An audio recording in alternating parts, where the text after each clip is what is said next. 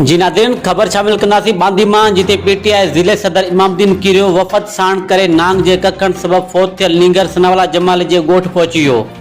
PTI ज़िले सदर इमामुद्दीन कीरियो, अब्दुल समद मला, एडवोकेट इमरान अयूब, फिदा हुसैन डारी, इलाबख्श गोरचाणी, दिलमुराद जमाली फोती नींगर जे वारसनि सां ताज़ियत कई। उन मौके ते पीटीआई ज़िले सदर इमामुद्दीन कीरियो चयो त सिंध पुलिस पीटीआई अॻवान हालिमादल शेख खे हिते अचण न ॾिनो। उनखे रस्ते में रोड बंदि कराए रोकियो वियो, जंहिंखां पोइ हालिमादल शेख जे हुकम ते असां फोत थियल नींगर जे वारसनि वटि पहुता आहियूं। हुन वधीक चयो त पूरी सिंध जे इस्पतालनि खे ठीके में ॾिनो वियो आहे ऐं इस्पताल में दवाऊं अणलभ आहिनि। ग़रीब मिस्किन माण्हू दवाउनि ऐं वैक्सीन लाइ दरबदर थी रहिया आहिनि। हुन वधीक चयो त बांदी जी सरकारी इस्पताल में वैक्सीन हुजण बावजूदि नांग कखियल नींगर सनावाला जमाल खे वैक्सीन न लॻाई वई, जंहिं सबबु हू फोत थी वियो। हुन वधीक चयो त असां फोती नींगर जे वारसनि सां हर मास ते गॾु आहियूं।